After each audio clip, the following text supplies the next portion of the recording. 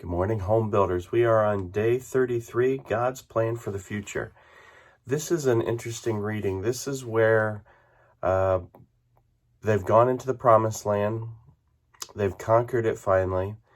And it is now time for 2.5 of the tribes, Reuben, Gad, and half the tribe of Manasseh.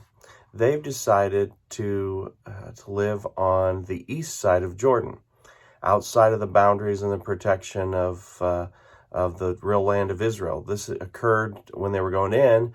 They liked the land. It was well watered, and they wanted to raise their livestock there.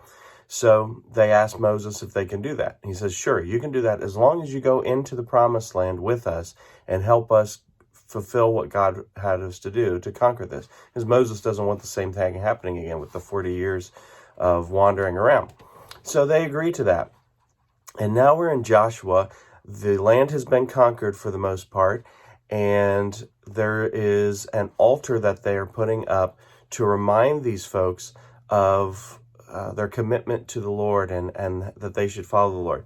And in chapter 22 of Joshua, it says in verse 27 and 28, but that it may be a witness between us and you and our generations after us, that we might do the service of the Lord before him with our burnt offerings, with our sacrifices, and with our peace offerings, that your children may not say to our children in time to come, ye have no part in the Lord. Therefore said we, that it shall be, when they shall so say to us to our generations in time to come, that we may say again, behold the pattern of the altar of the Lord, which our fathers made, not for burnt offerings, nor for sacrifices, but it is a witness between us and you. So the Reubenites, Gadites, and the folks of Manasseh, they were just as concerned that they were going to get cut off from the other tribes as Joshua was, that they wouldn't follow the Lord. And in fact, actually, we see that later on. When Jesus is walking around, he goes over Gad, and they're raising pigs, which was completely forbidden by the Jewish folks. They weren't following the Lord at that point, and they had forgotten about this. And the whole purpose of this today is we don't do sacrifices and we don't have altars, but we're all going to be done someday here. If the Lord doesn't come back, we're going to leave this world, and it is our responsibility to raise our children, to disciple them to where they will continue on with the faith. That, what we do here, those that we disciple, be it our children or others, that is the faith that will go on and will reach the next generation, and so on and so forth. Yes, every generation, I believe, feels, this is the generation where the Lord's going to return. I feel that about ours. But nonetheless, it might not be.